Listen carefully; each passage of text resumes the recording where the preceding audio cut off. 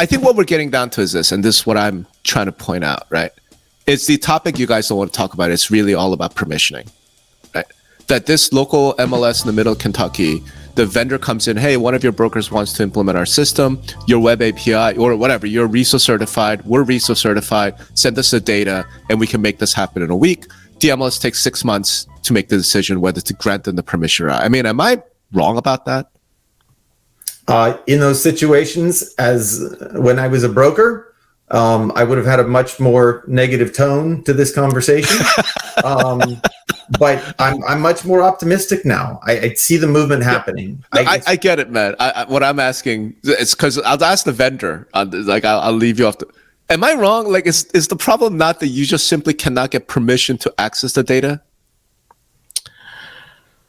I mean, I've written about this, a billion times. I mean, permissioning right. That's the issue, right? In other words, it isn't as if you're the vendor. This broker in Kentucky comes to you and says, I want Cloud CMA, right? And you go, cool. The MLS says, cool, here's the permission. And then you take 6 months because the data doesn't. But let's not. I mean, that's what I'm trying to figure out. What's the problem here? The problem here is not the data certification. The problem is you're talking about 2022, right? So there have been problems, a lot of problems as far as the guys in the garage getting an app up and running in an MLS. Sam's work and the people before him have done tremendous I agree. strides to make that thing, and it continues to go, and that is an ongoing effort, and we should support anything that's going on there, right? There hasn't been, the permissioning side of things has been a bit slower for sure, right?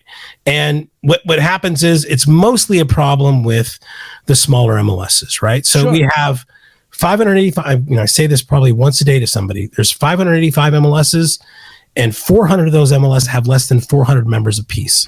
That means that the person who is managing the IDX feeds or the VAL feeds or whatever feeds they are also is probably doing accounting and maybe answering the phone, right? So there's not a lot of process in place there.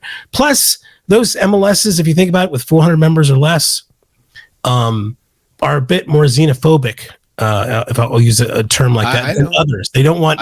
They don't like the outliers coming in, city guys coming into that. I know. So there's a cultural thing that goes along with that. But they are important because as brokers expand and want to expand, they start in the big areas, but then they go to the smaller areas. So it does become part of these larger networks. So they are still, even though it's a long tail in any vendor's place, if you land a large broker, you're going to go outside of those top, top 75 MLSs that account to 1.3 million agents, right? So, the consolidation has been helping. I think consolidation is probably the biggest things to help is they go on to that, right?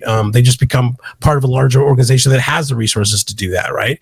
But they are really two distinct issues. I don't think Sam can't comment on permissioning be the things. He's got to work on the things that he can control. I get it.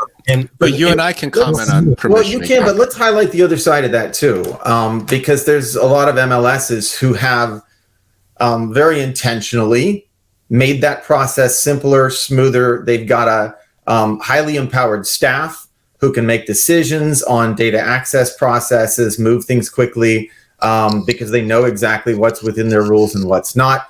A lot of them are working with CMLS on best practices for data access, for documentation, all the things that'll make these decisions, when they're obvious decisions, easy for staff to be able to implement and not have to wait on committees and volunteers. So there's a lot of progress there. And again, when we talk about the largest MLSs, that's where you see a lot of the progress. Now, there are some small, very progressive, very effective MLSs as well. So there's a lot of improvement happening there. Things don't move as quickly in this industry as most of us would like, but there's a lot of just very well-documented improvement and processes to move that along. And it's just, as Greg said, taking these organizations who are very, very short on resources and helping them along as well.